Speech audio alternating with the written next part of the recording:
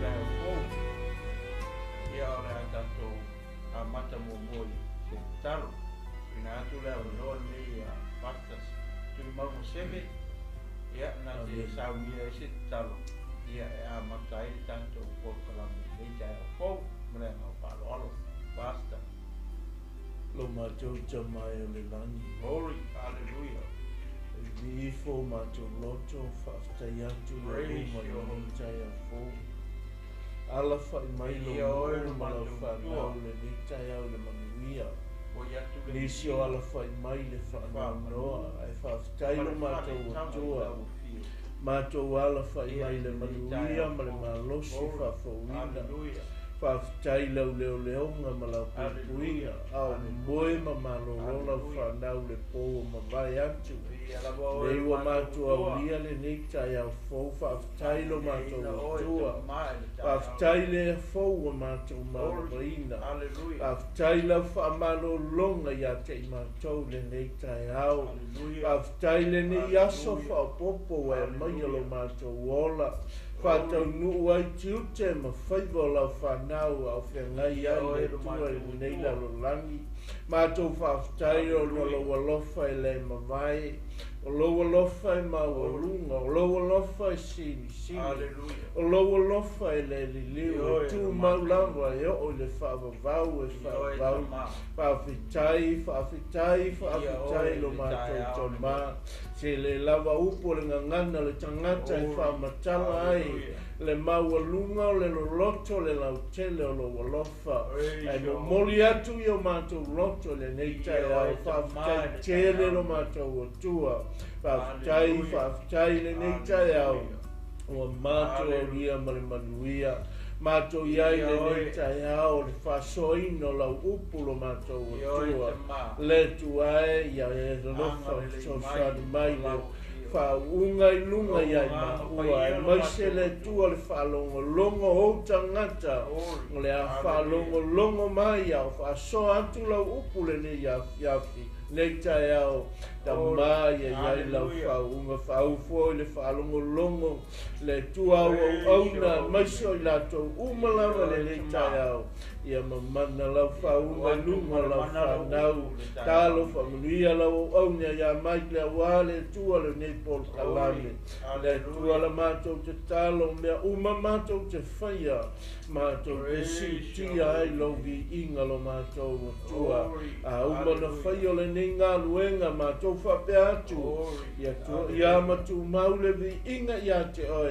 Ao le whatau maa i o mātou tangata. Mātou wala au lea le tua. Walatu ia Yesu Keriso lo mātou wali ima lo mātou kaola. Mātou wala au atu ai nei. Amen. Amen. Praise God. Hallelujah. Yeah. I ele tua nei tai au fou. Ia o le polkalame nei Kingdom First Ministry. Ia o le Tala'iga lea o le Malo le tua. Ia i aso tōna i te tasi. Ia e le nei aso ia whamalulu atu i lau silisila ma lau whakongonga Samoa. Ono leu a mata wawe atu i le nei tae o ia ona lisi o tutuangia. Ia le a fiafia na nei ma leo uli ia leo eini manatu. Ia o le a wawe a mata atu le tātou mata upu po le Tala'iga o le Malo le tua. Ia i le nei aso tunai. Ia o lo ma patasi nei marisunga i le whaiwhe au ia sewe tui maunga. Ia au alawa i le tau soina le ato la awa le tua. Ia i le koitai au fau. Ia whataro whatuaila manenga whaaloalo i lau. Tapo inga Samoa. O pa ia mau sa mau whaingata o le ale te isa matu upu. Mata matu whamitalanga i nei tai au. Mai e pa ia o le tua. Pa ia na mata ai pa ia ma fu ai pa ia uma. Ia mate whatarofa atua i le suafa mana ma ro tatu wali. Ia i nei tai au fau. Whatarofa atu i le au painga wanga pa ia le tua. O lo whapena o na tala whautu i tonu o hao te roa nei. Ia e le ngata o tulu inga umar nei lalurangi. Whea lava o afi o ai ma papa a oi pa ia o sio tato o tonu. maiso au na le tua ia whataro whatu ia te oe tai au nei Malo le soifua manuia Malo le langi mama ia e whangaro ina koina ia matua tai sunga le apostolo pasta papa ia kalwa ia tuinga mala ia whapesi o matu tina ia hera ia Malo te talo whaftai ia te urua matua langona ina lama ia le mawhanawhana ia malosi ia mwhai ei o mai foi whatau nuu nei o kalame ma nei Tala'iga ia sotona i te tasi ia foi bea le viinga i le tua whataro whatu le tino kewiso lau kewisiano ma lau whatu tua uma nei i tai au fau ia whio maua mai le Tala'iga o le Malo le tua ia whataro whatu ia te oe le uso i le li ia ele ngata foi leo paanga a le Ropo Kingdom TV ia whapena o na link atu iei le nei Tala'iga le Malo le atua ia awalanga whanau tine ina o le Malo le atua ia maritala le lei ia o se patalofa lea ma se patulima lei i tu lao taeau o tuina atu le minute le sunga ia pasta tui maunga sewe ia whai atu e fo isana whaatai ia i le tapo inga ma le whaia o le whenga o whaia le tu ia le tae fau ma le whaarolo ia le tu le tae au le ia le tu le matu le sunga te au ia le tinu o le mas ia le ngana whaatai le tae au e ia le samu sunga te au le ngana whaatai o na mea manoa tau o maua ia mātou te o mai mātou te whaasoa atu tatou ngā lue whaatasi lava na whai atu i te musolo ma te nualu e lei se poto ma se loa ia te maua ia wana o le tātou whamoe moe soso ni mai o le ngangpa i o le tua ia te tātou tau lima ina i tātou ma tātou ngā lue whaatasi ngā lue ngā tua ia alofa tuai le au whai ngā lue te tofi le tua so se whata whai taulanga ia Malo so fu maua Malo langi mai ni tai fou to ala fai mai so ni tai au le manuia ma le lofa le tua ta to te pati ai le lei ma le sili ese le tua i lana tau singa lo tau so fu mo le mato wola ia o fai o ta to fei lo ai fi ai le ni tai au ia se fa ta lofa le ni tai au ta to io ta to ainga mai se foi o sunga ia mai ia o leo whatau tai ale ni po kalame ia le tua i lau sunga ia mai se o tinte o whaiwa ia wale whaasa sa onga ma le whainga o le ni po kalame i le suafo i su ia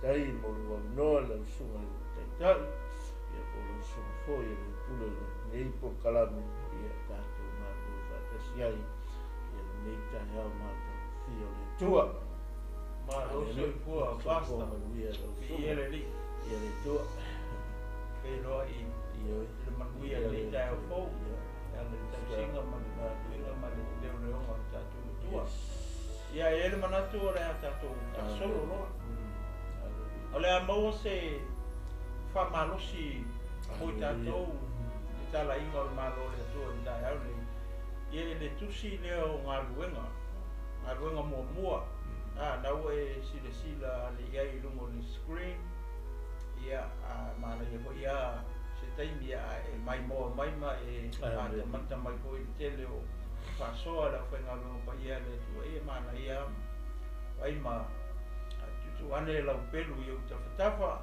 e whawhai tau e fōi ma e o le tusi leo le a mata ko ai ma whai tau e tō i tai au nei Alea, te whai taualani nei whai upo ia se lima ke ono.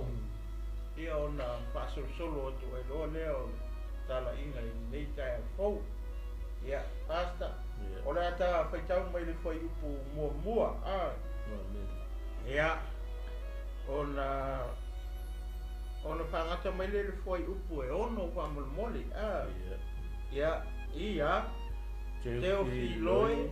Na o tusi e moai tala i mea uma lava na a mata o na whaia i Yesu ma o a watu e o i le aso na ave na e ai o ia ina ua uma ona polo ai atu e le anganga pa ia I le au apostolo e na filifilia e ia na whailoa atu foi o ia e ia ia te latou ua soifua ia ina ua mawai o lona tinga ua wha maulia I whailonga wha maoni e tele e anga whanga fulu po ua loa ai o ia e latou mana whetara I atu I mea le malo le tua sa wha poto foi o I latou maia ona whetara I atu lea o ia ia te latou ia le tu ua Yerusalema a ia whaatali le mea na fola ina e tamā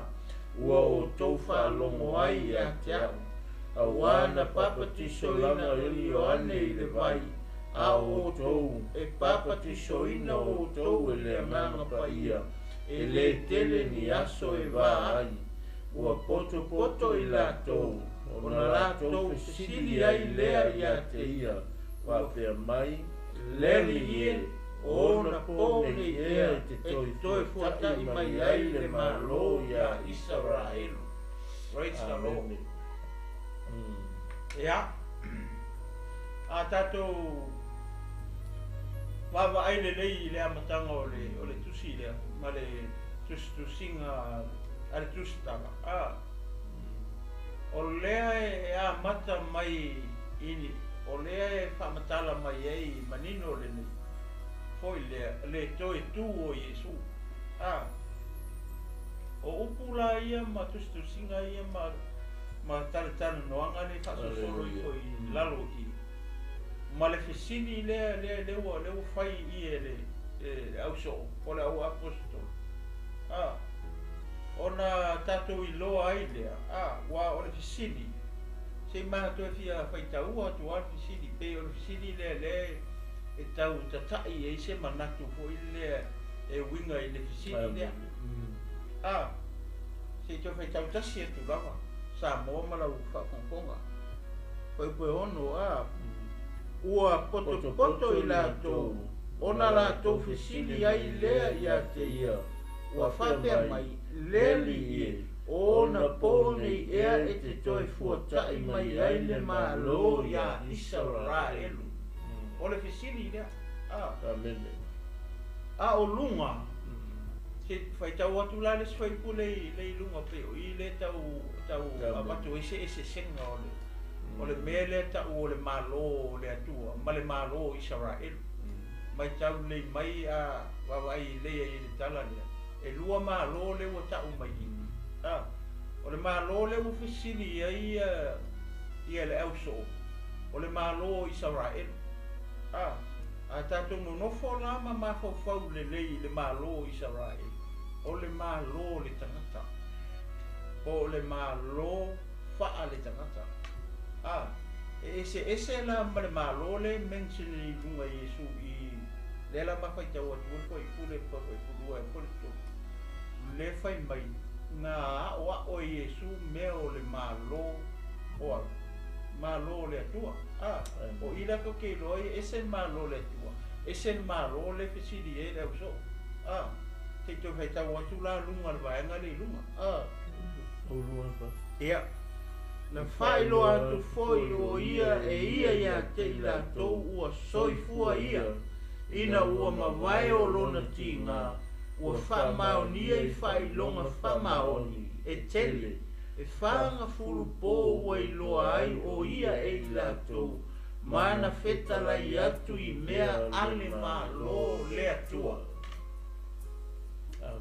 o le malo la le o le atua e ese ma le malo le sidi e le so o ia Yesu pe o mai pe na te toe fuatai ma fua mai ese e fio mai ia Yesu le tino nei o lea e pu le Roma le larangi o lea la e lano la Israel un pu le ngan malo Roma malo le fa tangata o lunga fa yu pu le ma fa tau atu e tonu ina ua to e tu mai Yesu o le taimi leo le sa uni Yesu e to e fio I le lanu le fa mai e fast fulu waso na ye Yesu i le tino le ina ua to e tu mai le tunga mau ma le oti o to tonu la o le fast fulu waso ia lea la na o atua Yesu ia le malo le atua po le malo lo na tama ia po le malo le langi o le malo le atua o e le langi a le malo i saura e lalo nei le lalo langi nei le kau ke ngofo pe o le se senga na o le malo le atua ma le malo i saura e le lalo langi ni ke le mawar malo i saura e langi ngā le malo le atua pe o le mafuanga le ua ma fia whaasoa toi whape ma te fia turi a le fisiri lea ma le upu lea po o ngei o lea lea e toi fuatai e le malo o le la wai sawa e lupo longa le malo roma o le mele ua e manao ai tangata i sawa e ina ia toi fo ia i sawa e i le pu lea e ona lava tangata o longa whaalawe lawe, o le ke leo le whaalawe lawe o le mea, na whaale tomu mai a ia le malo i Israelu, ma awe sea ia le malo, ma le lato malo lea whaatangata, ona o le whaatau te i le tua, le karikongu i le tua. O le mafua anga a toa o ngei mea uma. Ina ua nga sala le ua o le anga sala mana tua o le amatanga le fa mai isa ia o le langi o lo nofo ali ina ai o le lalo langi o le mea tu ua ia ona au a tato wawa aila ia o le langi o le nofo ali o le tua o inai ilo na malo ai o le lalo langi nei tau te awhifio ai mau manu nofo ai o le me tuu ai a ao le tu a tato wawa aila i hoi lea wha lea nganga o le langi ma le lalo langi o me pule ai lea tua o le lalo langi o le vaenga o le langi na extend mai ai le malo o le tua mai le langi nga whaalau kele mai e le tua longa malo le langi le lalo langi e le whaia la i se kangaka pe nga whaia e sa tangi le lalo langi nei tau to te a whio ma mango ngofo e na ua o le lalo langi na whaia e le tua ia tu ua i lo ma le ulu i tangata a kawa ai le ulu i tangata e sa ola whaia le na manawa tu e le manawa ola na avea i matangata ola ona ola i loa le lalo langi o fuafuanga le atua o le langi na ia ta pena a ngelu o le lalo langi nei tato tino lofo fai loa le tangata e le atua tangata e tato e a kama ilo o ia la ngake pu lea mea uma iwa ka penga e le atua i kongu i nga ku'u e le atua le pule i mea uma ai le ngata ile na sa pa ia le tangata leo a kamu ma ewai i le amatanga ma mea uma le nga ku'u e le atua ia a le kaini a nganga salai nganga salai ia le urua i tangata a fio e se loa le atua na fio e se la le atua ma ave uma mea nga langa o anga mea e ringi mea satangi e le whaoa e satangi mea le atua nga fio ese ia le atua ma alua ma koe ave uma anga mea e le ia masatangi awa a e whesilinge le kuspa ia o le are kaimi wa mai nisi nga whao e satangi kau ke fio e whai kaura fio ngapa ia le tua kau ke le lopo lar kaimi koe a mai e la satangi mea ia e pila mo whao sa ia ia tua tu ia o ia pasta wa le Ko so fina ngalo le o maka whapea. Ko sa le o ka maka whapea ono le malo le. Malo ie lua le te ie. Ie le tua, le o manino le leia. Lo wha manga o le malo ie lua. Maka ia ia o le malo i sara elu o le lalo langi nei. Amen. Le tātou te waa ia i le tele whainga malanga la ia o ngai ia. E fia whaamauti no le leile mea na whi mali wa ia Yesu. A o le malo le tua peo nei tā ua ma e whaasau no ia. O loo le langi ia. E iai le tai mea whio mai ai li e le whatoa whai a wama mai le malo le A le tātou te whaatari ai A o le malo ai a peo leo. Le malo ngā pasta le malo la le wa ai ei maka. Wa ai kumo ei maka. Le toi tātou te ia. Le malama le sau noa ma sunga le pese au. Ia i tū e lua i o le malo tātou te wawa ai ai. E le whenungia ia fu lea tātou mata i malo i e lua. Awa e te tau anu tātou malama le le i malo i e lua peo nei wha malama i au sunga. O mea fo i la mea le tua. E ona le le mea le tua i le E le fe avea ia fo i mea le tua. E le whaungu fo i mea le tua. A fio mai a le tua malona mamalu. A o aina fa ale tonu janga. E toa fio a le tua ia malona mamalu. Amen. Amen. E le fa pe sa kange fora mamalu.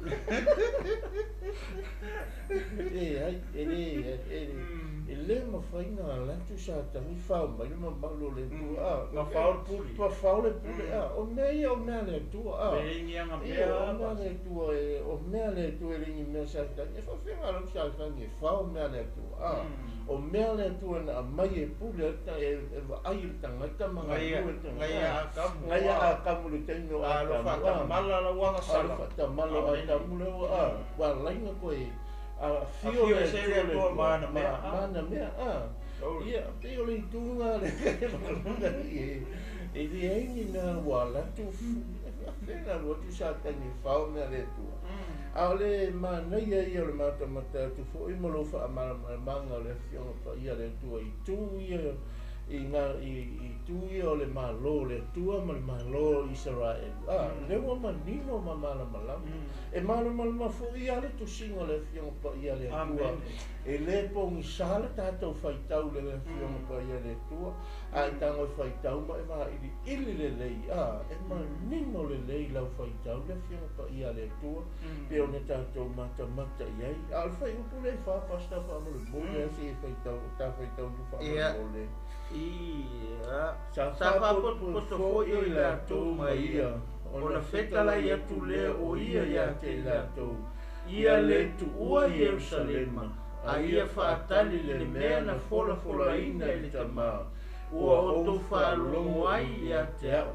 a wana papa tiso ia ua o fai upu le fai mai whaakari i Jerusalema aua kau ke ku ua Jerusalema a si le fo le luka na pasta e lua se fulu fa fai upu e fast fulu iwa pasta luka lufu Papa. Ia, luka lusu fa. Ia.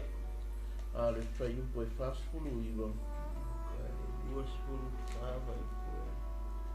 Fasu iwa. Ia. Pauta foi. O te awina mai a te o tau le na fola ina e lo tama. E ia o tau no nofo i le ai o Jerusalema. Se ia e maua e o tau le mana mai nunga.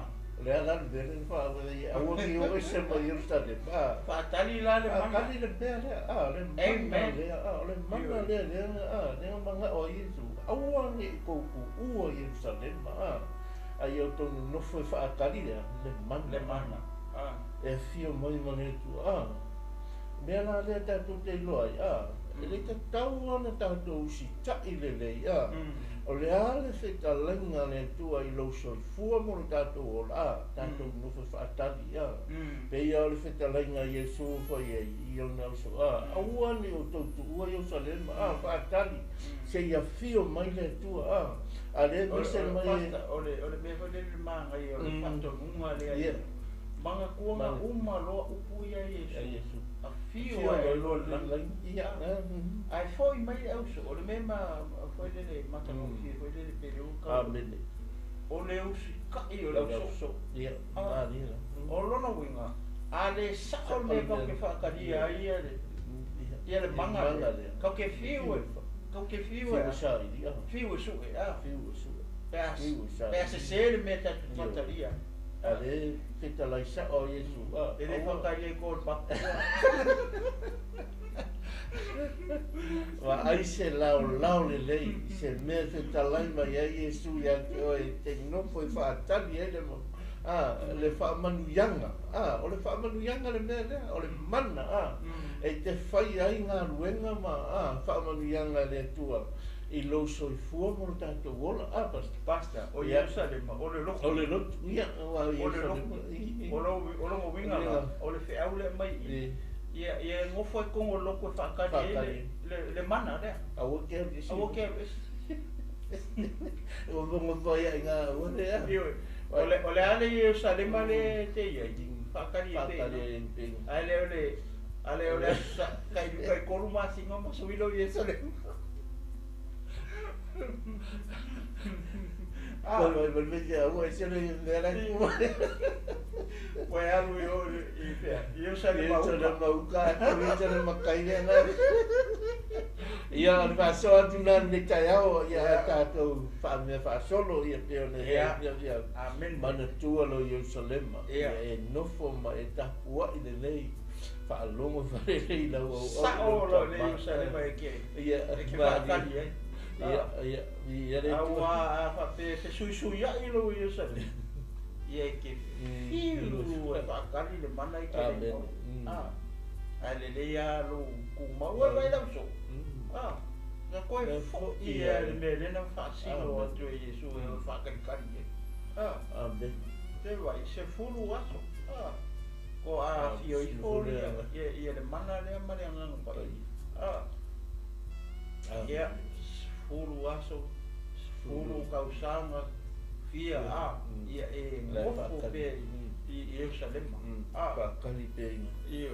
Wa ele me ke le ale fina ngano le tua Yesu fai. E fai ele karisia. E winga la I longa malo. Avalanga le fa solo mai la le ofisini sa la ele ofisini le malo le tu la ofisini le malo sa ele o fico foca ia o fia sa loko sa ele mai pulenga ro ai kali mai Yesu la kusi ole sa o ia kali Yesu ko pupu le la ma fa tau atu le tali Yesu le mele manga o ia le Israel ngai la lo ange foi pe pas foi e fitu ngai lalo e fa mo mori ia fitu la ia o le tali la le a Yesu le fisile ono fa mai a ua Tala'iga o ia te lato ele tu sa ona o to lo ona po ma ona tau sanga ua tu e tama I lana lava pule o le kali le Yesu le fisile le auso e winga I le malo Israel. Leanga o le fisili le malo Israel mo a fe ko fu ka e Yesu le malo Israel. O lona winga. O le fa mai Yesu. O le meanga ko ke le pule. Lawa I le atua I langa lava pule fai ko kasi.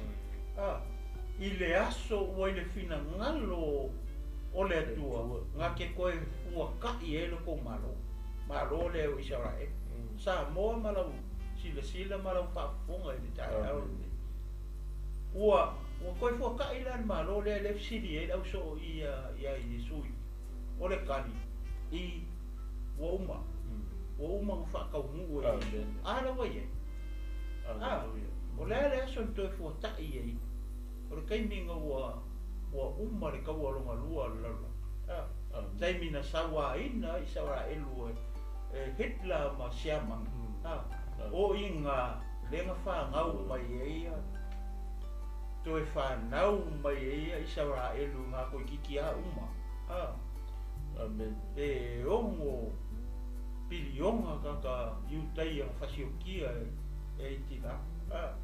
E taimina o inga lenga koe whangau mai e ia sara e kong. Ara koe kiki a uma mama e whainga a Hitler. O inga la ka ke loa e alo whale tua ia sara e. Ai sea, lenga o le ngu whaiwhia ngai ngā ma le tua. O le aso la sfulu ma le whao me i le afe iwa se lau wha sfulu ma le wanu. Ka koe restore ai le malo le. Pe a whai o stangata ko i te whiwhia te sui. Mai whai tau le history o isa la e. O le malo le o wai le wapwe o le kari e Yesu. O le mea nga ua kuua e le pule a lona tama. I le aso lau e le fina ngalo longa ma. E koe restore ai le malo i sala e. Ua ngeila. Amo uma restore. Mai nga fea. Mai le aso se fulu whana o me i le afe iwa se lau whasfu ma le vana. Nga kuko kasi e le koe mau ai le malo le. Le afe siri e ia ai mana tua o lenga pelo feka e mai ai la ngol ngu fa longa ngol ngu le fe ave solo o le fa longa ta foi le si ka fai kau si ma fai kau ko le perfecta le nga perfecta inga i er ko restore le malo vai vai mu ko le mu nga sau ngi ka ngi sa ave whalonga ka sa whakolung e ka ngesai i Jerusalem ia o le malo i lunga o Israel ave Asuria ko koe le piko i lalo le ia saita i Jerusalem sa lo ne ka ne sa ave sa mo bua sa whalua sa whakolung ave whakawhea i o onga o le whaalonga ka, ai wawa aila i ei malo umai ngala ko pūlea laula, mai lawa i a paperongia, me kaimpe le sia e lengi ma Roma. Le wo umai a Roma. O le polonga, ai sea. Onga o le lako ke enga ma le whaalonga ka, o le mpua whaalonga ka, ungi o Israel. E le singa ka mai ngu wan ngu le o Israel. Kai lo hoi peka kai isa mo i le nguungi i le mea ka o le whaalonga ta. Ia a o lenga nga walo ia mai ai perfeka le koe restore inga o le malo lea i luma. Lenga perfeka mai kua. Nga kasi maule la mawatua ai kele i o maule kaukala i le perfeka i le kai mea koe restore ai le malo lea o Israel le fesidi e le au so o i a Yesu. E le fesili malo le atua. La fesili malo, ai sea, la ngo polonga ia Roma. Le lalo kokongi la fonga me uma. Vai aku a Roma ia Melbourne. Ama. Mai vai vai ia. Ia mai ia te ole ia. Ora ta su ela le I saia le e mu abasta. Ole perfetta le ngonga ia ora kai mi hoi leo le mo ko I whaalonga ka mai ia pa. Re I sei mo mbolo na ko I pu e luas fu ma le ono. Ava pe mo so taimi sambo o na e tango le fai kau o kusi leo I sei. O le fa matala tala mai e perfecta ia mea nga fai e le mo mal whaalonga ka ro.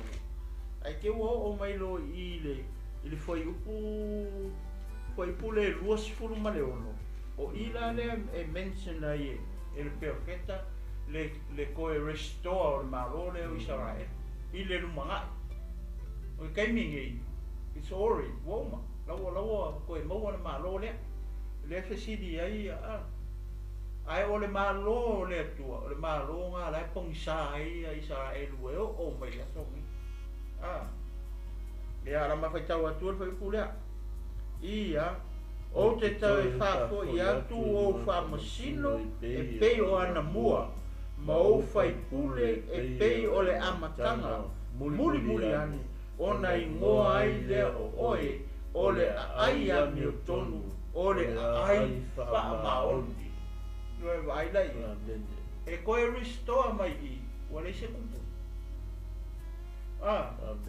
pa mai o aka ngaka i e ka mai i o fai pule o fai pule ma fa masingo ai baba ai nei le malo sa e lu ke mingi wale se kupu nga o le pale mia ma sui pale mia ma ka tau nu e lo le pule o ke koe fa fo ia ku fa masingo mau fai pule e pei o anga fea e pei e mai anga mua o sa o mea tomu anga le manga o ia le au so o Yesu o ngi e ke koe amen koe restore inga ele maro i sa rai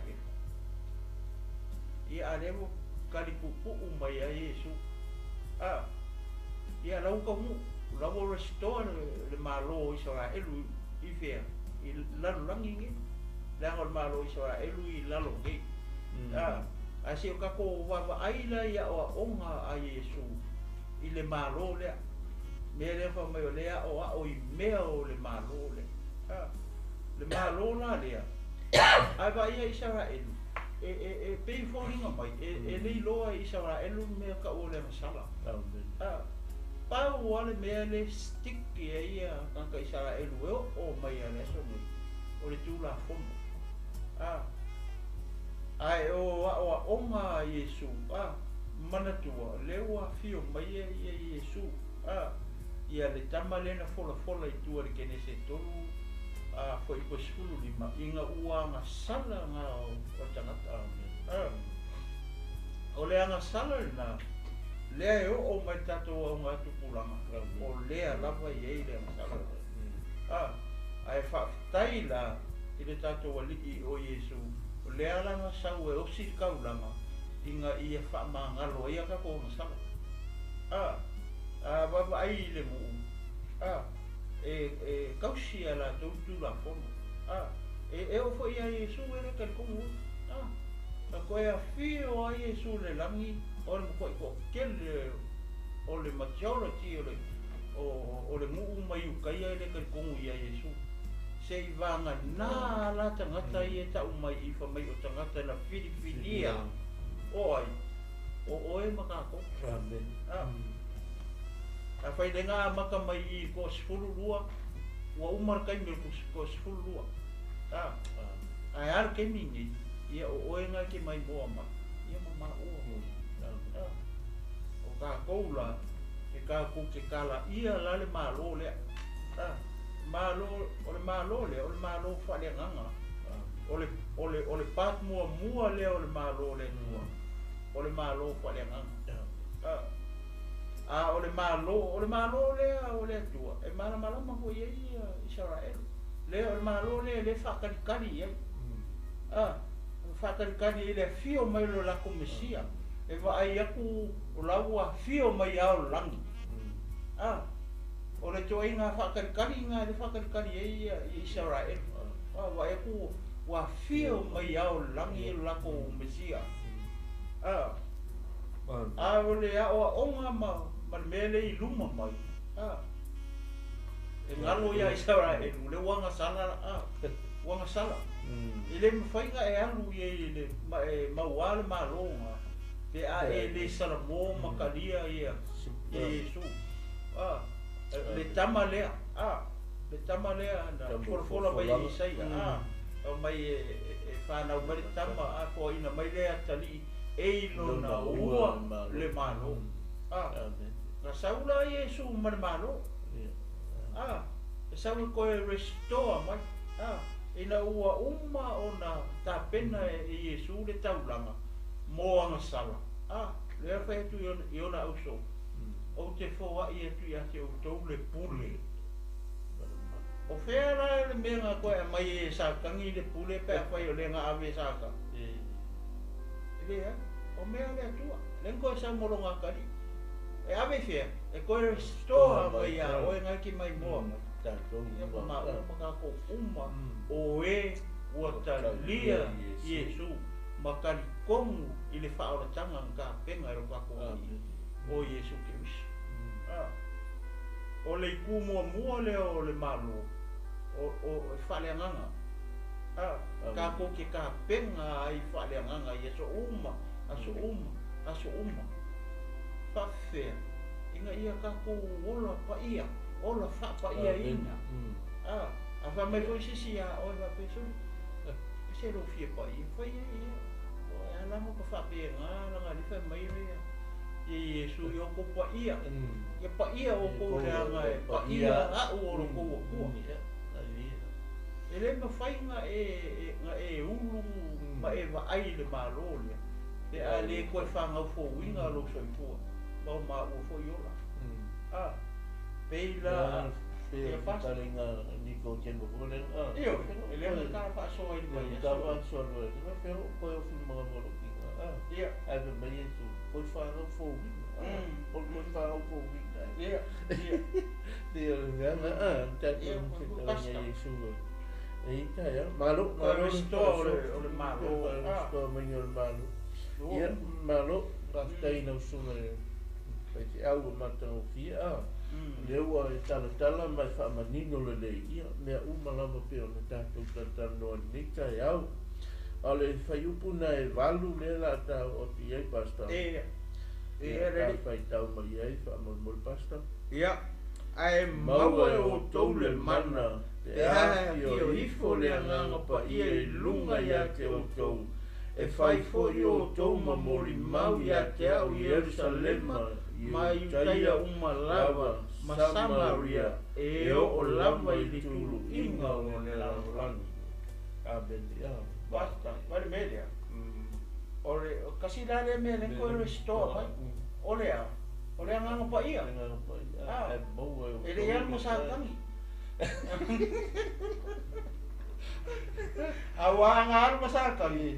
Ia ka ko lang nga pa ia. Pa ia mo sa tangi. Ano koe restoa mai, lo koe mai. Lo koe mai. Le whaka kan. Ningo I o Tala'iga, le fiang pa ia le tua. Ai maua e o tau le mana pe a fio mai le ngana pa ia. E whaile o kou mamori mau I fea. Jerusalema, Iukaia, mu ese Wai le gingo le le mata le le tātou whai tau manino le le ia. Tātou I loa lea. E ola le le mea le tua. E le nungu mea Messi mea le tua. E ola le mea le tua. E whaawasenga e whaatulanga le mea le tua. Le tātou savalinga fo I la ma tātou wawai nera. O mea le lalolangi e nungu I solo. Se Messi I solo. Se tui I solo. O mea le tua ma whaatulanga le finangalo le tua. Whaatulanga le lei. E whaatulanga le lei. E whaasoa le lei.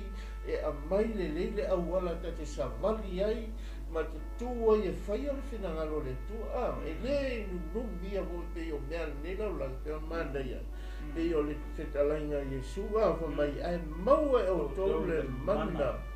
E a fio ifo le nganga pa ia I lunga ia te o tau. Whai fo I o tau mamori mau ia te au. E whai o tau mamori mau ia te au. O le whasino iai. O kou ka kou umalama ngi laulangi. Ka kou ke o mori mau Iesu. Ka kou ke o mori mau Iesu. Mai e whai o tau mamori mau ia te au. Mai mori mau ia te au Jerusalema, Iutaia, Umalawa, Samaria, e o lava I tulu ingo le laulangi. Mela le tātou te iai. E te tau o tātou o e Tala'iga. Kaungaka. Kaungaka, e le kaungaka kongo. Nanga le wea ka kaungaka. Kaunga le, Kaunga shea. o ta ko le manda ma le pule ta ko ke nga lu e fa tino le fina ngalo le tua me fu la le fita me Yesu au ni o I fa fo ko o ta la ia tu ni o se lo lo le tala le le o le malo le tua au ta tu te no fo o ta una fa o ta tu ngalo o le ta tu ngalo fa ta tu te o ta o le fina ngalo le tua fa soa tu le upo le tua fa fitai fo nisi o lai tu manga lue nisi fo o lai fa evangelia ya tu no fa fo ya mo se fo tonu Israel lai fa soa mai fo ina nisi o no ia fa fitai fo lo tonoto tate moli la ta fa fitai ni au ona manei ni tanga ona o lai ofo la to o lai au ona I mo le tua mo lo fina ngalo al fisidi ai hata to o le ale tatou mele fai, o le ale tatou ngā luenga le whaatino, wa te tau le tatou tula I whaatino le whina ngalo le tua, wa wala au inai oe, wala au inai tatou uma, tatou te oe whai al whina ngalo le tua, o le whaamalosi fo ilare nei tai au ia te oe le tamata mai mai tatou uma lama le tatou iai, I le nei le lolangi tatou te iai, o le whaamalosi tatou o. Mol mau tatou o mol mau le tala lei o le malo Yesu le lei na ngaluenga mai e ana faia Yesu pe ia na halu Paulo e tala I le tala le lei o le malo le tua I nu ese fa pe na fo ila tatou o le ala tatou ngal tatou foi tau e ia Paulo ma tatou nofo na lo tatou tala noa e me o fai mga luenga fai Paulo ala tatou ngaluenga fai o tatou ngaluenga fai tatou o tau atu tatou tau le ngata I tono tatou ainga ia o tangata umalava lai mana o mia soani sa tala noa fo I male se tasi fo o tali a fo o tu tono le ngaluenga I tono le matko fai ngaluenga o si a tali fo la Musalemi la tali ia tala noa toa I le whaoletanga ma le leo le tua. Ia ai pia mau tua le li lana whaoletanga tala le leo lea. Koe tu e tatongi a Yesu. Koe ai, te re tatongi Yesu ai e tatonunga matou I o le perfecta. Koe tatonunga ai a le Musalemi ai a whamai o Yesu o le perfecta whatoli ai. O le tatonunga ma le sida ma le a e whai tau le lea le whionga le tua e mata le iai. O le alo le tua soifua na whaata ana whio mai na mai le tua lo na alo e whaata nuula na misione le laulangi nei o whae loa le tala le lei o le malo le tua le laulangi le ala o umara ngā ruenga Yesu leo I le itu tamatau lon tama o tātou te hoi whaasana lau le malo le tua le tala le lei ali pas ia te sa te ita le suso ni tu ni tai au I le ta mata ni tai au ia lo pasta amen sei o ke koe fia fia I le malo le na le ina ua tu mai Yesu le fa mai na ia o mea o le malo o le alleluia ai e fai atu o tu la Yesu ia le malo le tua po le malo lo tama po le malo le lam ia ai filosofi mai e o na so o mai sidi le e le fesidi mai la ko le fa pe fesidi di me o le malo le tu ai la fesidi mai mol malo Israel e malo le fa ta malo le Israel o malo I la longi al malo le o tu Yesu I no na au so o malo le langi o le langi ai pe ya no fa ya tu ko le I se aka ko le ta fa ta tu o le langi ma le langi o territory o le malo ai ina ua anga sala la le tangata e ua sausa kangi sau fa se o ila le langa separate tai loa ia tangata na fa ia loa I lona fa tusa male tua ai sea langa le fa inga ko e fa se relationship langa le ua sala akam ar memo mo sa ye le yenga sala le fa mai sa ua e sa ua ye tua asia si mai e lo ala e akamu a fio mai le tu pa lo ngo mai le sa vidi ma le ko le la ua lo io le wa fio mai ia le tua Ai o le kai mia nga le uska ye. Ma soli le polo inga le fai ku le la au. O le kai mia nga fio se lole ye le tu pa ia. Ala me le mo kupu le la lola. O le ala wa sa ulosa kangi oso le mafo fau le ala wa control mai sa kangi senses ole o akam o langa whaalongo, o langa waai, o langa songi, o langa kofo me maua o pule sa akam o ngofu fwela sa kangi kongo langa le o malo o alu ese le mamalu o alu ese le mamalu ma le paia o ngua ngasala peila o le winga o le whamtarama ko i le kaukulikulinga kua i le o mai o le malo ai mana tua o lenga fio mai i la Iesu e whakaumu fōranga le e le kene se tolu fo i po e se furu lima ma saulo la Iesu e koe restore mai mea i a kako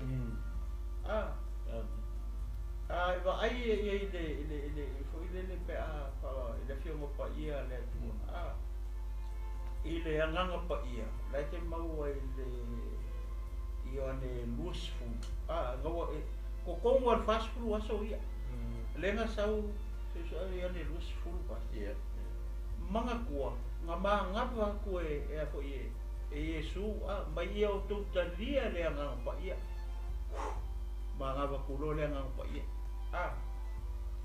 o le ala mena nga kupui nga kaukala ingi si i ala uso i kokongo o le fale le nga saye o le fale e o tina o ione mare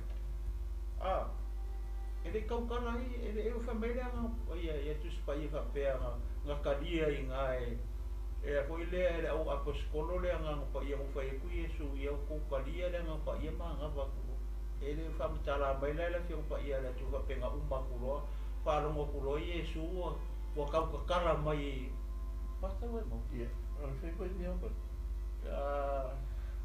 lai po sui vai po lusu vai fica la tu Iesu ia o tu talia le nga pa ia ale la kaukakala ia ua ia se Tala'iga tu le mea o na whaari tu le ia tri la tau o na lima malona i tu o le oli lea o au so ia ua la tau ai atu i le li o le toi se Tala'iga tu lea o Iesu ia te i la tau ia o tau manuia whapei o na awina mai o au e le tamā e whapea foi o na ou awina atu o tau o ia se Tala'iga tu le mea o na manama atu lea o ia whapea atu ia te i la tau ia o tau talia le nganga pa ia ia ves como ana nga le koe tas ia mene le koe kule o Iesu le koe mai Iesu ia o tau talia le nganga pa ia manga makuro o i ala fai tau lea e kele o ele famele ka pa ia le tua o nga kaukakala i le o au aposkolo i ngana ese ai ma fo anga pe lava o bere ma te tau whamatala tua o le mana o le nganga pa ia male mana kusai ka ua kele ia le mana o le lingi fo la o le nganga pa ia ngai sawela male mana pe ona mawhai atu fo le ngau avea e sakangi me langa leo kwa lilingi maila leo lilingi maila le manga lea ma le nganga pa ia i le aso pentekoso le i mata upo e lua kusi le maki fai kaua ora kai minga o la wene langi Iesu amen le wafio Iesu le langi se furu aso le ngfa kari ai lilingi foro ai lungo le fefe o piko lungo le karango mai le ia le a o i ngarwenga le lua apa o le mea la le nga kupu i o le whailonga lea o ngā ua kaukala meka ngaka i ngana ese arufisiri o le amenga la inga le kaukala ia la ua poskolo i nganga ese i le I le aso le na rua tu e lai kongo le fale fai aku yo ko kalia le nga pa ia mangava ku lo e ele mafu wala o le fa ko mo le manga i le aso pentekoso inga ua ni lingi fo le nga pa ia ko mo lola ia ele auso o le mana le fa ko mai Yesu i mai maka ku le mo bua yo ko mo fo ye sale ma ko ke o se me ko fa kani e nga se ia fio mai le mea nga fora ai le ala e saula mana pe fo ye ke mo le kakalo le nga o Yesu i le matai o ono ngai fa umar kakalo fa pe ia o mai lo malo male mana o vai la i o lo winga ale ai le mana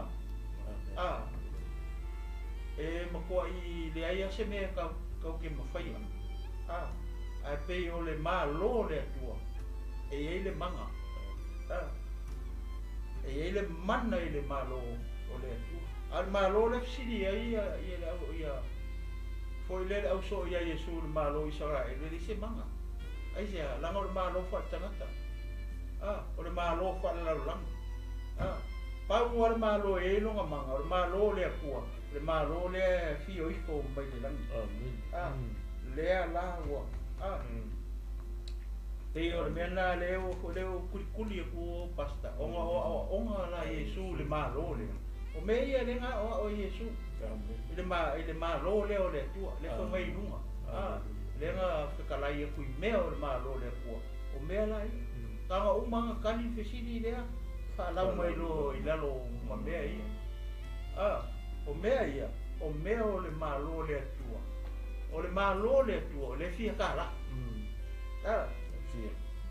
e fia kala i malo le Atua ai se le nga o le sala mo le la rolangi ele sala mo kanga ele malama kanga ve vai ai utaia e fa ku ai ke mai u o me la le wa nga mo ka ko aba o bua ia sala io o ke mai le wa o ke mai ai ke mai ai Yesu le kau kala ia o le me nga ka benga Yesu ka benga Yesu le fa aula tanga mo ka ko uma including them ele nga o kako tulou nei taeao ele nga o Israel le faola tanga mo kako uma malola le fimana o Yesu i kangaka ia ngonga filifilia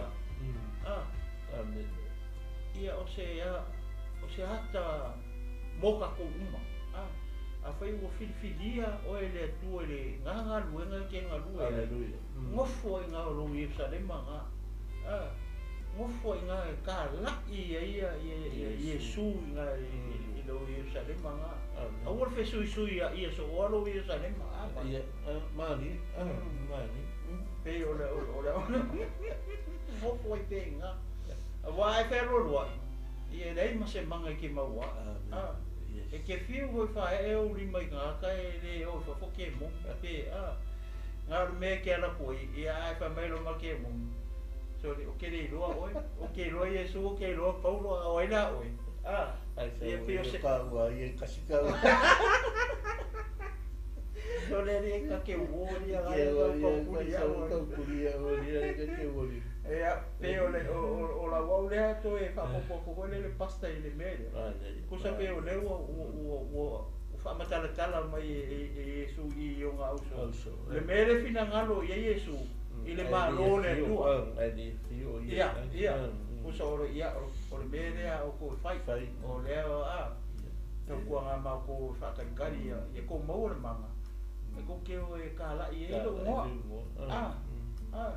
awal kala ia le ngolo lo ko mala ko je awal kala i lo ngo fa mo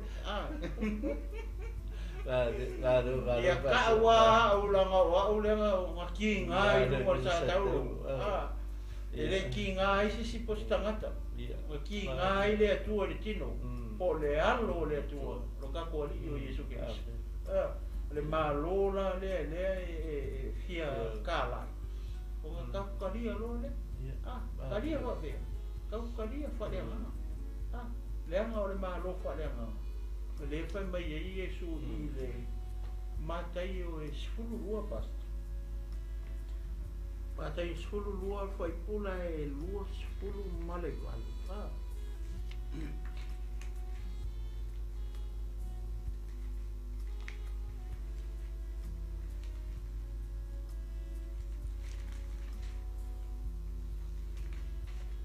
Dua man. Ia, foi dua wale. Ai a whai Ia. Ai a whai o le nganga o le tua o te turia ai e a o te moni. Ua o mai lava ia te o tau le malo le tua. Ai vai la ia. Patino ia. Ia, o le malo fa le nganga. Malo fa le nganga. Le alanga, le nga tau nuku I le aso Pentecoso. Male manga. A onga o le malo. Lewa umanga o Yesu I o ngau. Lewa umanga avele pule. Ai le I maua le manga. O lewa umanga whai I o ngau so o te avatu I ate o tau le pule. O le ale kaimi ngā whao ngā I le pule lea. Inga ua maua le manga. Ele ma foi na whaongara pūre ia mai le mana. Ele I maua le mana. Ia mai Yesu. Tu e wha mai le mana. Ia Tala'iga luka. O le mana lea e kāla I e malo le. Malo le tua. Ele ma foi un tatu o whasinga ruenga e ia mai se. Amen. Se whaunga. Amen. Alleluia. Pe au ne mane fo le saunoanga sua se au nita e au. O mea o mai whai tātou te muri tai le au ona lo tātou ngā rue I tua o le hawha la whaasino manga ia tātou o ia e tō mai le mutu palapala tātou te o whai ngā le tua tātou te le te tūtu a tātou o whai fuore ngā rue ngā le tua e li tō mai le se matu palapala e te ngā rue pe fu lana iai le nei tai au ia ona ua iai fu ini ngā ngā luenga ia mai se fo ni tofinga ia o mawhai ona mātua toi marasunga le whaiwhi au nei ia whao ngā io ma ui o ola ia mate ngā lurue peia ona whai mai ia Yesu le mawhai ona mai le mana e le ia le mawhai na ua laua ia le pule e le i o mai le mana o le mana la e mawhai e ona tātou whaia mea umalawa ma tātou whaatinonga whingalo le e le whaapera a mai le mana na alo ale whai e o skai ali pasta tau le whaatino e le whingalo le tua le tātou ki ngā rua ma o nai ngā rua le tua ia ona mali e foi fa mai a o tō mau le mana ia whai o tō mamori mau atu i a Ierusalema, Iudaia, Samaria Malalangi o malama tātou te loa i lea lau o mana o mai tātou o umantu mai le pule male ia te tātou te o whaatino ai le whina ngalo le tua o tātou ia nei lano langi e ana mana ia fo I matango fia I a o fo I a mase fo I tanu noa to le au ona nei ma wha malama tiri atu le winga o malo ia lua e ona tātou ia wha maoni a le fionga pa I a le tua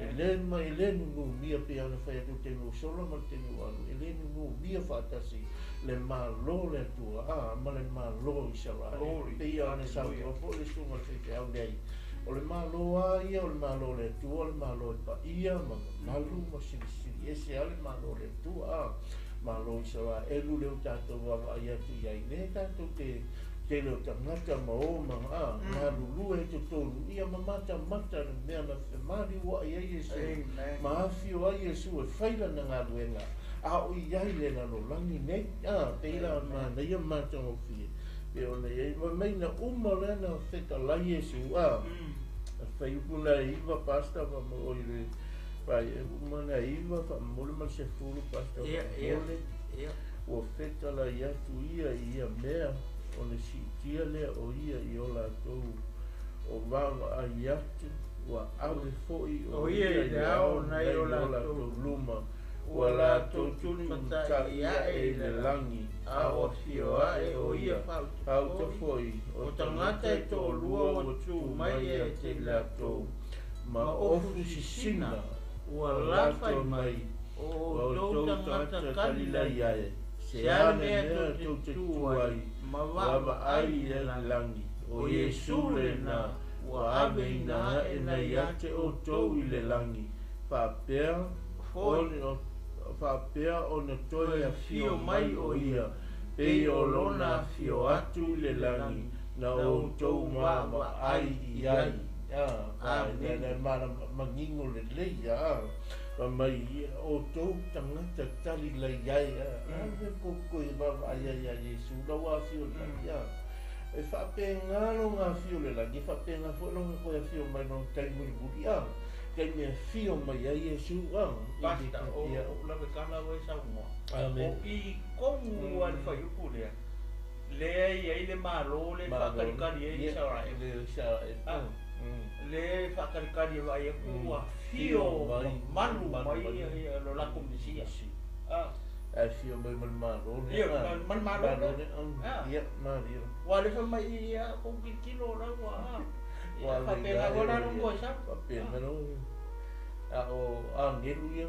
O le fasiri ke le pasta. Ia. Are you ready? Ia la. We saungi e ke ufale le malo. Malo le fa mai e falinga se ka o kasi e ko falinga muri muri ia. Le malo le fa mai e le mfainga nga ulu ye sea. Se ka ngaka ai pulu. Se ka ngaka ula kapa. Se ka ngaka pepelo. Se le leanga. Ia. Lu sufiku a. Ia. Se pulu lu kasi malu oi. Ia. Falinga lu su kasi pa ipo lu sufiku. Olha ngapas. Ele sawa tu lava ia se leanga e tasi. Ia. O se na te whaia se mea inosia. O se pepelo na o la to lava e ua tusia I le tusi o le ola le tamai mamoi. Ia se vai le se ko fe kaunga mai a pasta. E le sawa tu lava ia se mea leanga e tasi. Ia. O se na te whaia se mea inosia. Lua. O se pepelo Kolu. na o la to lava e ua tusia I le tusi o le ola le tamai mamoi. Ia vai le. Le malo la le. Le malo le kau maua mai. Ile koia fio mai. Kusala o le malo. Ia o le whakarikari ia Israel. Mena ngā le inga le karikomu ia Yesu. Pat o le mea le pi fōringa mai le fina ngalo Yesu o longa malo. O le anga renga o ngā sala. Ia sala mō whangu mō le whangu. Wale upu mua le ngapa o mai fonga o Yesu nga wa makala kala I. Le ke mau I le matai o fafa I posufi. Pa mai ia tau sala mo awa o mai le malo. E le whapea la ka whao a se kulo. Ai vai ku. Le pa mai kuspa ia. Ele sao. Ale fa mai ia Yesu ia Nicodemo. Ale fanga fo vinga kele. Kele sao le malo. O fea. Que o lalo ngai o lalo ngai ia ke mua I malo. Ale ia fio mai la ia le mesia el malo. Usa sekarang kai aku lau wa ai mai mata lau fio mai. Ia mari. Ia kai mi dia. Ia la ka ke o ka iko ka o le malo. Ko me le ka o nga la le au Cristiano. Ma la fa totua. E se la wala e ui ko. Ia mari. E ui ku sikia. O la tola ia le mau le sikia. Ia la kulanga le la ui ku puanga fa. Ia a foi la le. Makalian malo. Ia lo wina la ia ku. Wa ngala wa ai. Ole le karikomu wa Israel ia Yesu. Amen. Ai ngalo ia la ko. Ole kupu le ole malo le karia. Ole me tupu na foi. Na sau tupu e maliu. Wa mai Yesu. Nga o sau e wala au ia sala ina ia latou Salamo. O ua ngai Salamo. Iyo. A fai fo o mata mai. Glory, hallelujah. Longo mai ni tai au pa soa to le upole tu. A fai o le fita laile fi on pa ia le tu ia te tato. E fa pe na fo ila tato te le vai e so qua eu se sa o ai ai mandi e ai le fa pe nga me le tua Salamo me le tua te fa fita lai mai le tua ia Salamo ta dia Yesu le mali mo fa o le amen lo so fu mo tato ona tato te mo ai le ola fa va o lo Salamo la matalia Yesu tato te o i si tianga le te tala i Yesu fa mai e fa pena o na ruifo o ia le langi e fa pena ko yo le toia fio mai o ia i tei muri le fe tala i ngelu ia ia i la to mai ia tato Salamo roi tato no fai fina lo le tu a fai fo i te le Salamo ia o le au ngani fo i male tu vala au ati ati ori tato Salamo ma tato o fai fina lo le tua mata lia Yesu le mari o faola i lo fua le mata o fio le fiong to ia le tua no to anga fai tau le fiong le tua tato fai tau le fiong le tua e le o ia ma o se ato toa le o ia ma o fu se mai ma ia ale no e sa i ma vala au le tua so so ni mai te a fai tau le fiong to ia le tua ia o se no mo fu na yo ma o loto ma te fa so atu ai ia matou tufa atu i awale upo le tua ina i o tatou maua pe singi ma le whamolmolo ai e tatou Salamo tatou kania Yesu le mari mwhaole na tatou o langa pe o na iai ne nei tai au ia o se whamaru se tu lea pasta le tai au i lau sunga Hallelujah. Thank you, Father. ia Malo Hallelujah. on sai Malo si da mo ia ona o le tatou taimi le foi al tu mari ele uma le fai aso le tua talo le tua ia o le bele le malosi ia fa pena ona fa uau e bele Tala'iga le malo o le tua ia o le malo le ua o ia tatou malo a o le mea tatou te fai ia o le tatou talia tau fale malo o le tua ia o tatou o tau fina ngalo mo o tatou Hallelujah. o le malo le tua e kasi ia le mea o la e afta i le malo le tua konka le malo fale nganga le o tatou luto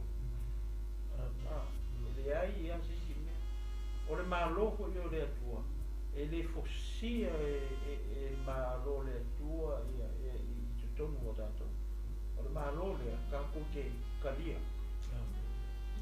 kako ke kalia le malo le tua i whakopu mo kako kalikong i le kupu le a le kama Yesu i mau alo le manga ia pai lo koma mo mau ia mo mau Yesu kako uma aua tātou te mori mau se tangata ranga i whai se tangata tu long se whaara tanga mo kako uma Yes. o le alo o le tua o kako o lii o Yesu Kiriso o ia ranga o le angai hungo o sa tau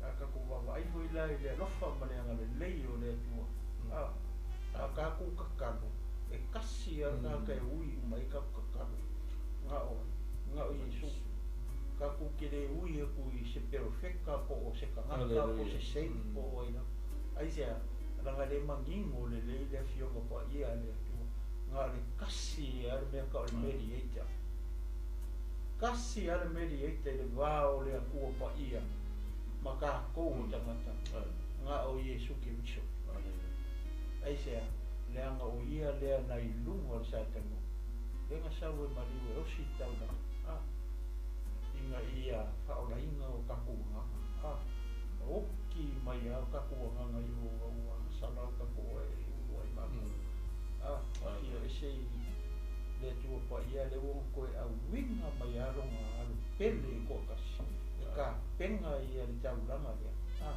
mo kako. Lea kako mea o lea kako koi. Kako karikongu I le taulanga lea. Male mele na fai tau na tatu tatu. Ai sea, lea nga leua maa ngalo ia tatu wang saka. E ala I le toto pa I o tatu o le kiro Iesu ke miso. Lea la ua kako ulu o kuroko kongo me sili o pa ia. Sa nga o le fai kau langa sili ia. E alu e kongo e whakasi I kau sanga. Ia ave le toto manu. Ona o tatu o saka. Lea me le o tatu I le sambo. Kasi a le tauranga na ta pena e le alo o le atua. Vai lua loa ma le ie pui pui. Le ie tu tonu I al me sili o na pa ia. Ulu fale e tu romo le tatu o lii o Iesu Keriso. Malonga ia lava koko. E le I alu ma se koko se povi po se mamoe po se a. Lou sa mua la u papo. Alleluia.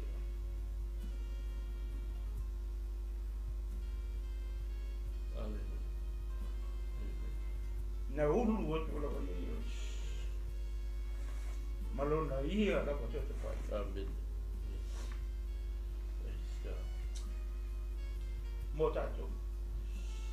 Ina ia ola I tato. Ona tato me pai. Tato samo. Tato mafau le taulanga. Alleluia. Na ti ngā I ke riso I lungo I sa tau. O na uanga sala tangata uma te uka mai kusi ngā roma tolu koi luas kunga tau. Uanga sala tangata uma ua leo o ai le li inga I le tua. Ta uanga sala o tato roi makua disconnecto male relationship male tua pa ima. Pata te whawhetai I le tua. Ngaka ia koe awinga mai lo ngā lo pele ngā lo koa kasi ia. E koe connect le mere. Koe sau a Iesu e koe ka oko I le mere. Inga ia koe joint. O Iesu e pei o se awa lau papa se tu rou. Ea. E koe connect e ka kou. Mare kua pa ia. Leo e whalongo le. Le me le fina ngalo a Iesu ina ia tā lai le malo le. Malo whale nganga o le malo le kau ngako koe whangofo inga, kau ngako salamo. Wa le whapaitu se wharinga ea, e le alu I se tangata. Se kanga ka whai ambi o le anga ka kai fukupuwa. Le ulu e se kanga ka nasanga. Whawhenga e ilo, au e ke whaka. Ranga rukala kuspa ia e ke re sana mō e kunga mau. Whawhenga e kako ki sana mō e. Nau. Whai o leo e whonga I le asore nei. Wa whamanuia lo loko e loko e le tu. Ke mingi kako ki sana mō e. Kau ke re sana mō ngā ngi po kanga. Ranga kau ke re ilo pe o mai ngā ngi makai au. Kau ke re iloa. Kai ni a fa manguieru po le tua I lau whamofo. O le kai mingi ka pisana mō. Ma ka ko fo I furi kua I le anga sala. I turn to God. O le winga ngā reupu sala mō. O lo furi kua. E leo lo furi koe le afa furi pe. I turn. It should be 180 degrees turn. Se lau walu 10 degree lau turn. Ko sa pe mero ke whasanga ku I screen. O le turn na le mga oi.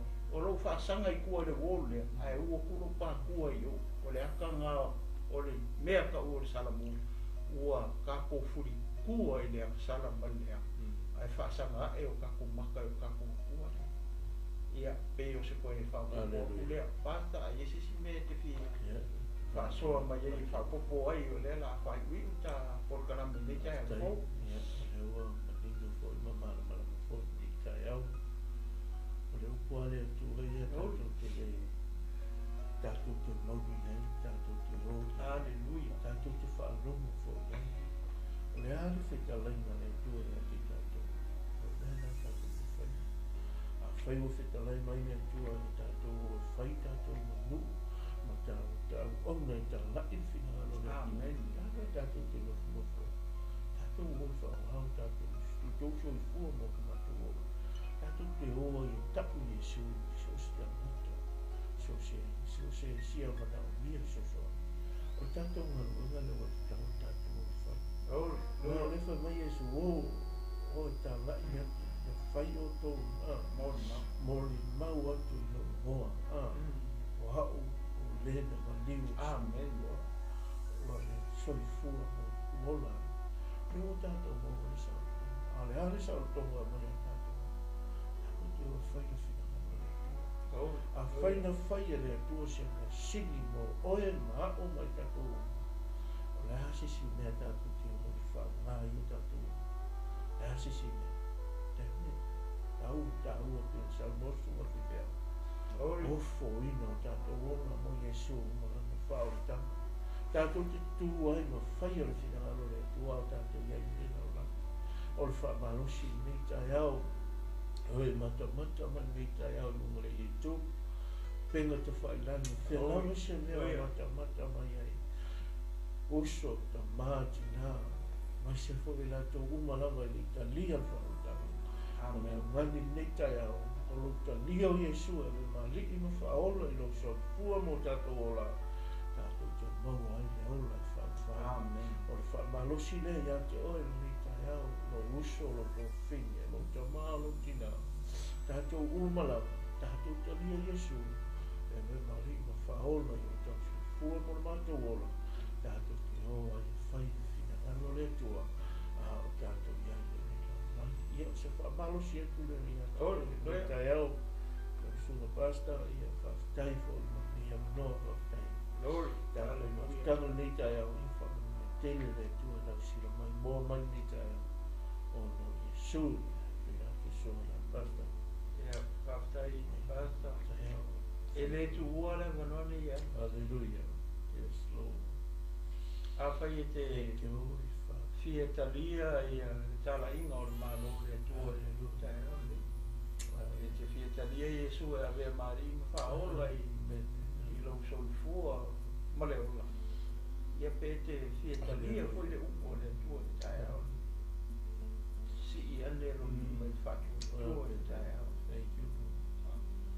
Pia lava oe alala ai le tae ole. Fe foi oe maliu atu iai o lungo le awala tono ta wale le ngata i leo tono ma oto ma lau o fe lava o iai i tae a fai te fia talia i Tala'iga o le Malo le tua ma le upo le tua mai Jesu si i anelu i ma tae o le au tui natu le alvanoa ni le sunga i a pasta tui maunga sewe nā te saunia ai se te talo e whaunatanga mo oi mai tato umai tae ia mai ia o lau saunia leo se talo ka malo longa ia o na tato malo voa i nei aso ia no fore tua pasta A whai o e mata mai nei tae au i te rekalia le whaotanga.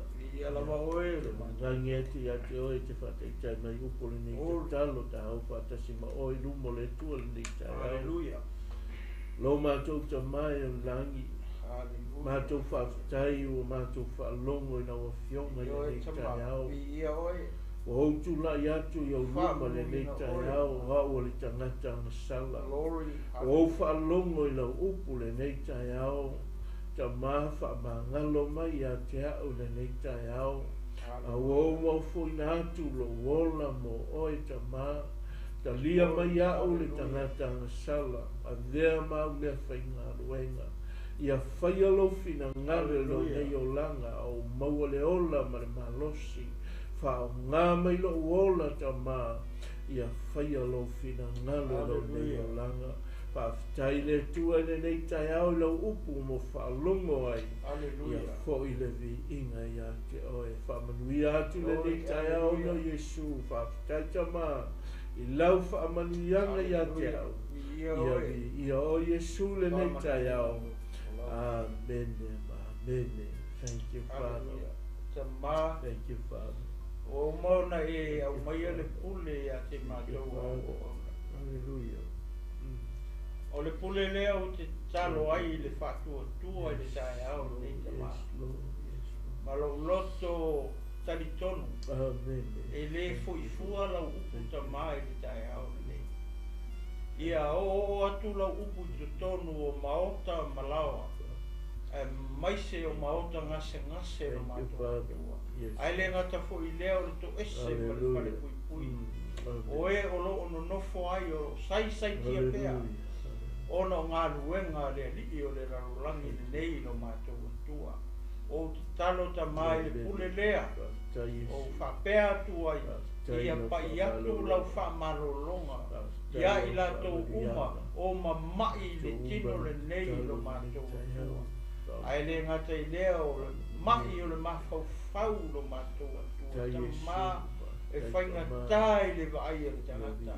A oe o le tua i te mawhaia mea uma. Yes, Father. Ia pai atu i ai lau whamalo. Yes, Father. O e lava nei whetalai o whalava ua marolo ai i mātou. Tama ia pai atu i lau whamalo longa.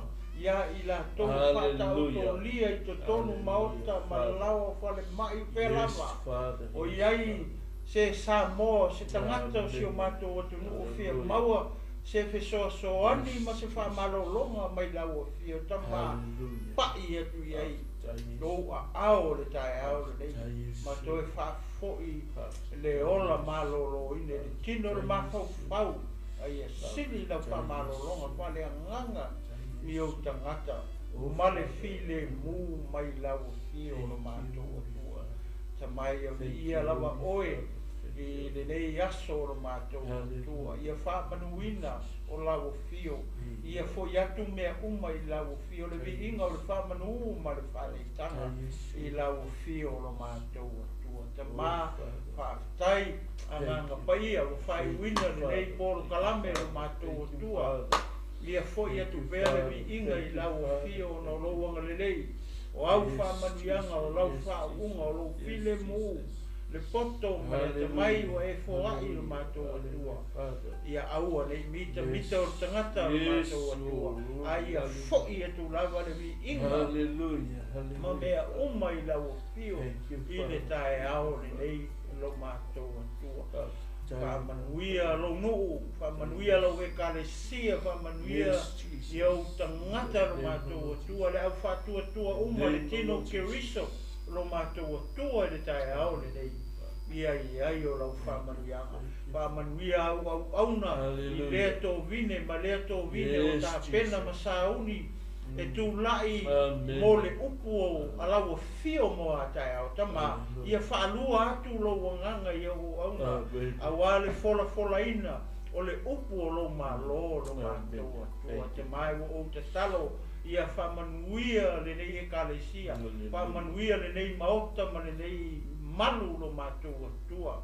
Ai le ngata i leo lau o ona marwharitua le pa i o le nei e kalesia tama. Ia i ai o whamanuianga. Whamanuia foi. Ia pasta mai. Ma le au nanga mata ngō fie ia sa umaro mātou atua. Tama o le tatalo ia e whamanuia i lau au auna. Wai poto ma le tamai au are whatautaia. O le nei polo kalame ia sa umaro mātou atua. Ina ia maua ia nganga molo malo. Ia lavea ina se nganga molo malo. Ia wha malo sia se nganga wala ngona le wha vai ma le tau solo muli. E ala atu lea i lau upu ma le nei no fuanga ro mātou atua. I lau nuu ma lau e kāli sia. Se upu o mātou tala i eita mā ua le tusa ma lau whinangalo. Wha mangalo mai i mā ua. O au mea whainga mea. Ia pea oero mātou atua nei, māsa uma se i au e whaavavau, e whaavavau lawa. Ona ono noa Yesu.